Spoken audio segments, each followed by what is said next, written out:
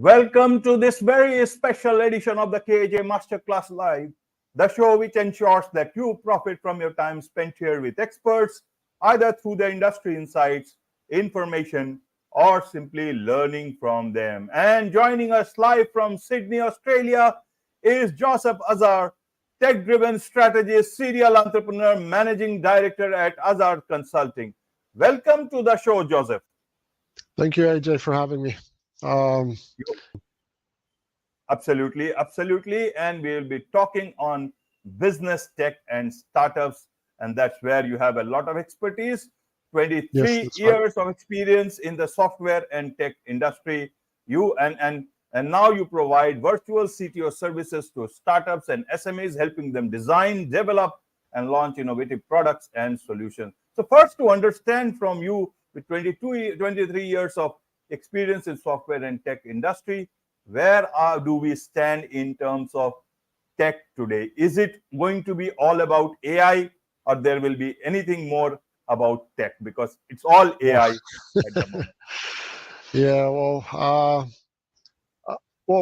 Yeah, anything that I say is based on my experience and what I see in the industry. But yeah, I don't think. AI is the latest rage, and anyone who's worked in technology or the software industry, there's always the latest rage, and then after a while, it either dies down or reshapes to something else. So I don't think AI is going to be everything, but it's a big thing for now, and every company is jumping on it. Every startup is jumping on it. All of the VCs are looking for startups with AI driven technology, and that'll be the case, I think, for the next few years until we understand what's going to happen with AI and where it's going and how we can benefit from it. But there's a lot of companies that are doing great things in the market that don't rely on AI, and I think that'll be also the case for the next, probably forever. Right. But what I see is that there, as you said, there are other companies who are doing work in technology, not maybe AI, but I don't get to read about them much. Maybe a lot of this space has been taken over by AI. But when we talk even about startups, Joseph, how do you see this startup trend even in AI? Every day we get to see so many startups related to AI. Every little problem they are trying to solve. Some problems don't even need to be solved, but they are trying to be solved. Yeah, that's right. State. How do you see in terms of the business going forward with such sort of startups? Are they what is your experience? What is the percentage that will continue? Either ways, a lot of businesses or startups fail within the next 2 years, 5 years, and then we take the example of 10 years. How do you see this future? Because if a whole lot of effort is you are putting into AI itself and the AI startups, how do you see the nature of business moving forward? Are we looking at, a massive meltdown going forward in the next few years? Because if you put all your eggs, it's almost like putting all your eggs in the same basket. How do you look at this whole trend? Is there a helmet for it, like to safeguard? We'll come to that part also. Yeah. So with everything that's in the market, like if you look at the previous technologies that were out there, blockchain, cryptocurrency, that's just for the last let's say 10 years. Okay. Everybody was like, blockchain is the latest rage. It's going to be a revolutionary way of doing things. Cryptocurrency is going to be the new currency. But then, 10 years, 15 years have passed, and you look back and think, well, that was a waste of effort and a waste of investment. And I don't think it's going to be the case with AI, because AI is a tool, and there's so many industries that can benefit from that tool and how it's going to be used in the future. I see a lot of companies jumping on it, and especially where, let's say, you needed manual work to do things, and now you can use AI to do it. Even for Foresight, we jumped on that train as well, because we think that AI is the way to go, but it's not the only thing that we're doing or we were doing. So I'm no longer the CTO there, but I was a part of the company launch, and I built the technology now. And we always look at new technologies, in our everyday work. And part of my job is to always look for the future, see what's out there, what's happening. Can we integrate it into our platform? Can we benefit from the advancement of that technology? And I honestly looked at it and thought, okay, well, doesn't look like we can benefit from it the way that all of the other companies are doing it, because mainly our product was focused on the helmet itself, the technology behind the helmet. We found a way to use it, but it wasn't everything in the business, like every company or every startup is doing.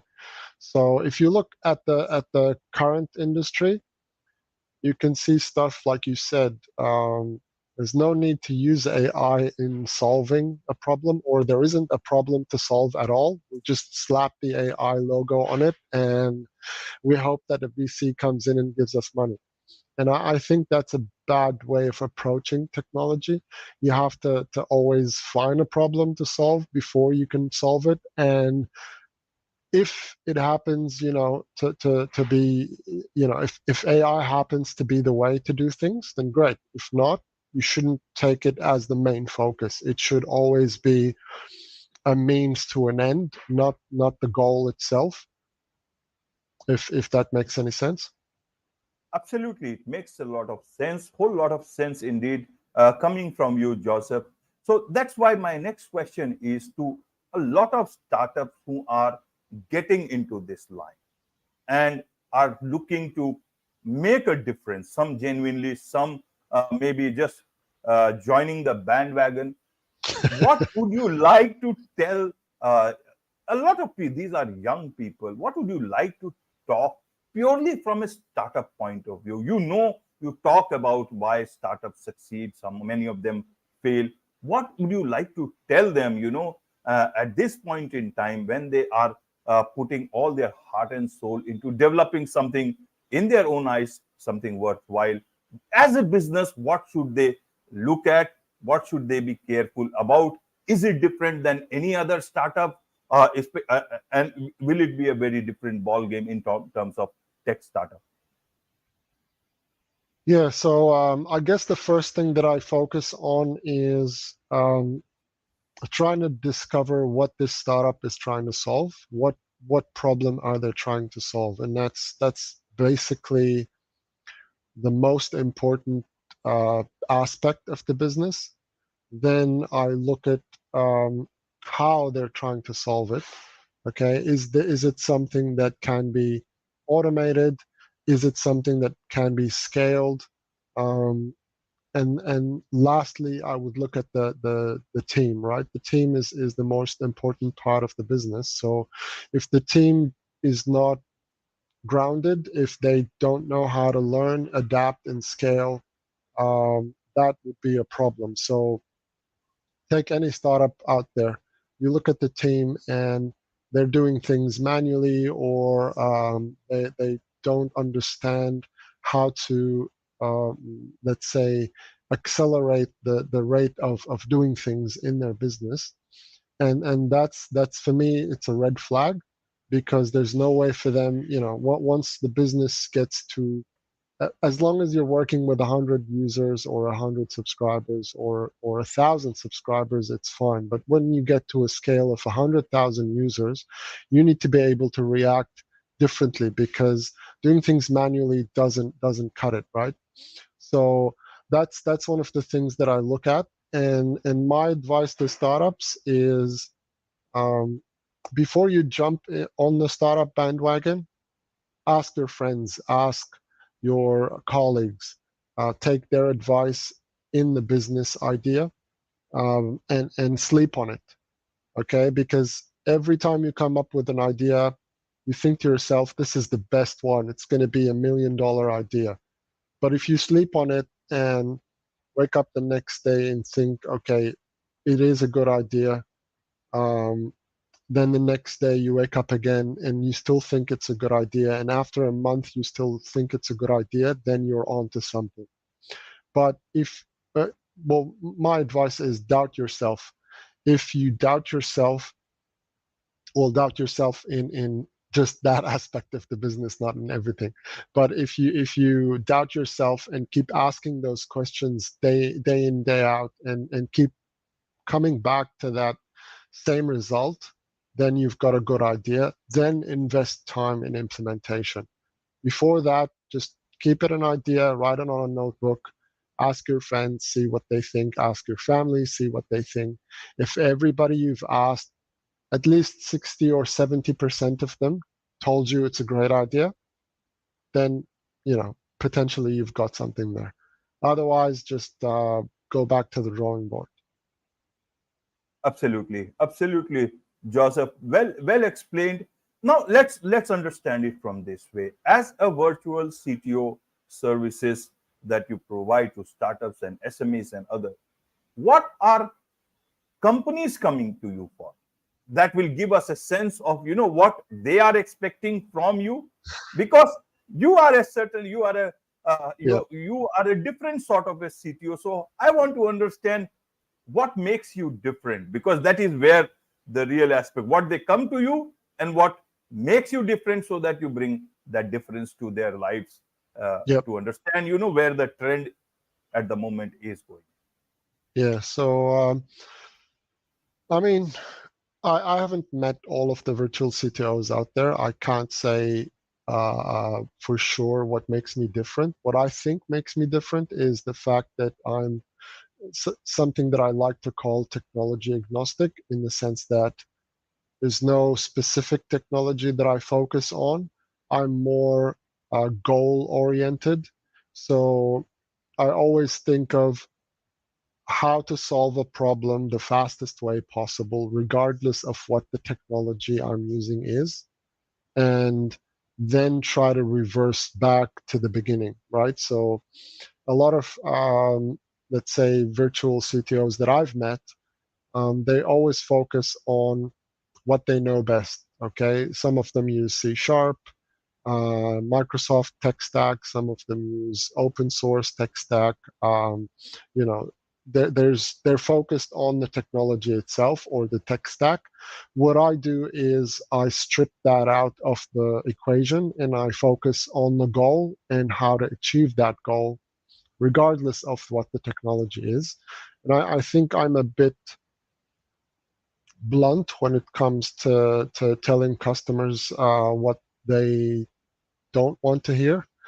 A lot of customers, a lot of people, I guess, in startups, they receive a lot of yes and encouragement and positive feedback from people, because that's how humans are. My job is to be blunt and tell you what you should be hearing, not what you want to hear. So I think that's been a good approach with customers.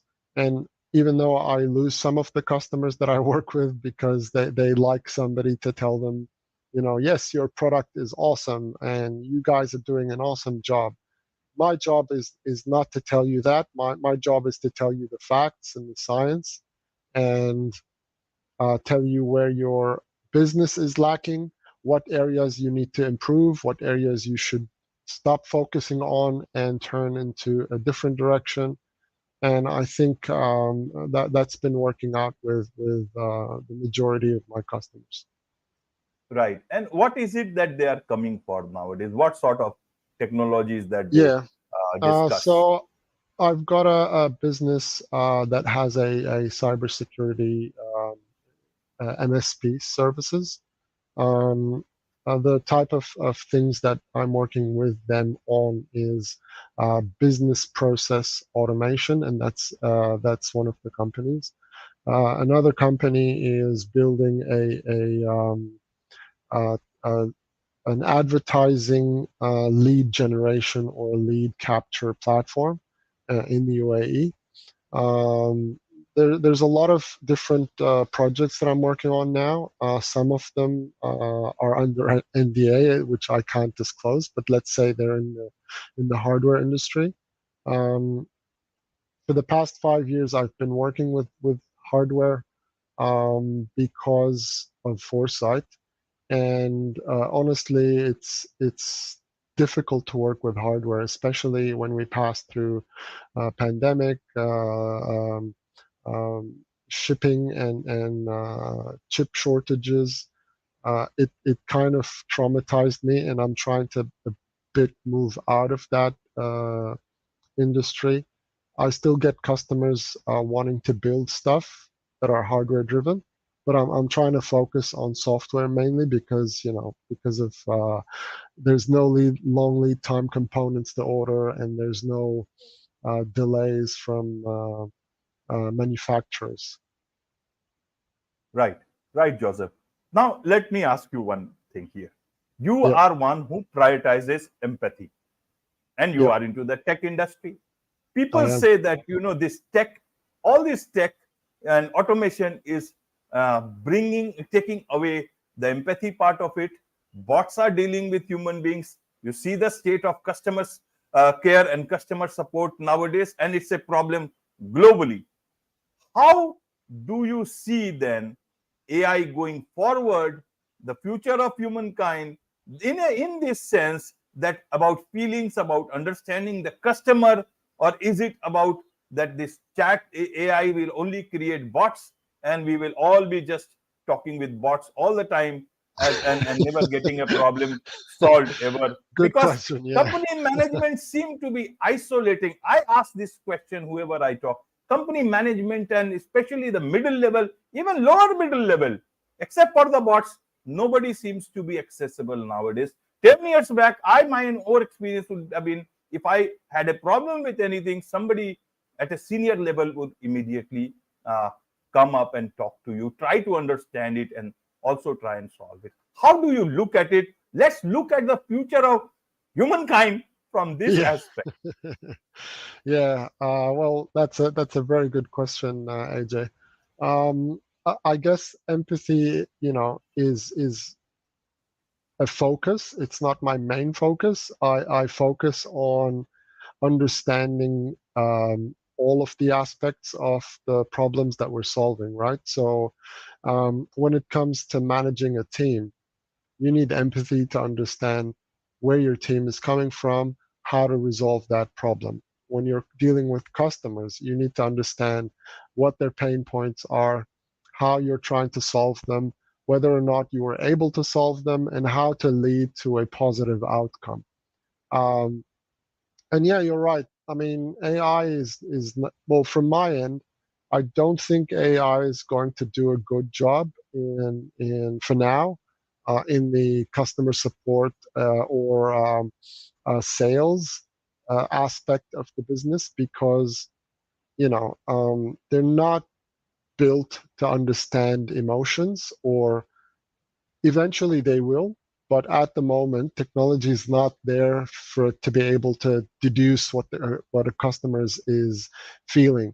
They can classify images. If they've got cameras, they can classify voice inflections, um, but to be able to put yourself in that customer's shoes and understand where they're coming from and to be able to resolve that problem, uh, you need empathy.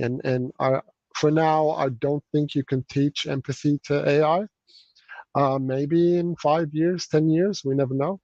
But for now, I think from my end, my advice to all startups and companies is focus on automating on in the back end with AI included in the technology, but don't try to um, put it in the customer support or the customer success department because you're going to be losing money. Absolutely. And here, when we talk of empathy, okay, let's look at the customer support and that different. But even in terms of teams, you see there is so much of automation. Most of this, remote work, or even many people I see sitting next to cubicle, they will still write an email, or put it some on the chat system. How do you see this? Means, are we going forward, or are we going somewhere else? Because there again, what is stopping them from just walking on to the next person, and just talk it out, and move forward? It takes hardly a few seconds. Yeah, well, I mean, I work in technology. If you come to me and say technology is gonna wipe humanity, I would say no, I don't think so. If you say technology is bad for people, I would say I would argue against it because that's what I chose as a profession. But I look at my experience, and even in the companies that I've worked with, um, AI has been a very positive force for the future. You have employees that I've worked with personally that come from different backgrounds, okay? And they struggle with English, they struggle with writing emails because they were brought up in a different society and a different culture. So bringing AI to that equation, they were able to increase and improve their email writing skills, Right. their response skills.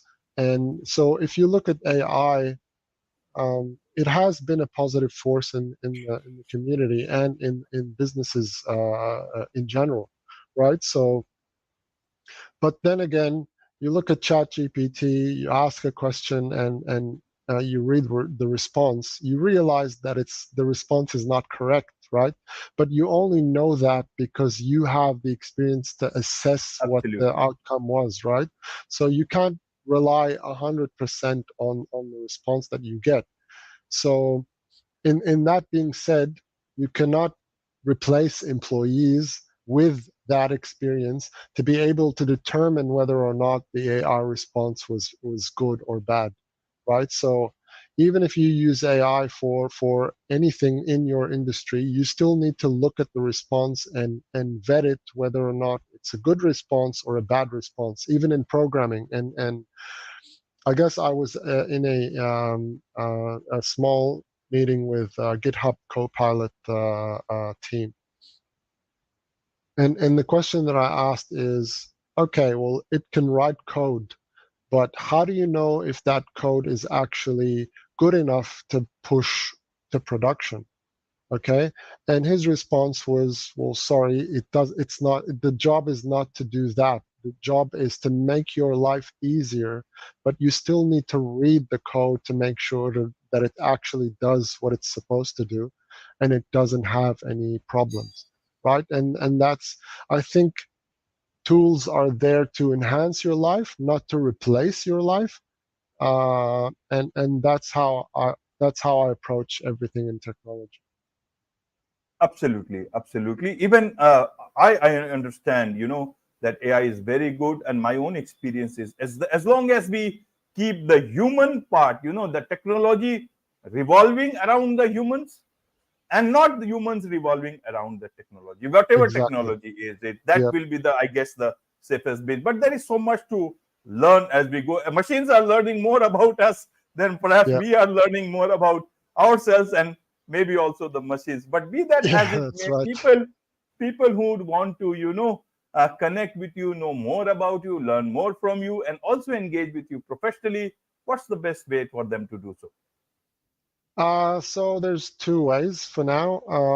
My website or the company's website, it's azarconsulting.com.au, and my LinkedIn, just look for Joseph Azar. I'm the big guy wearing a black t-shirt. And I guess, that's the approach for now. They can find my email on LinkedIn, or they can message me, or on the website. Wonderful, wonderful. On this note, it's a wrap on this very special edition of the KJ Masterclass Live. Thank you so much indeed for joining us.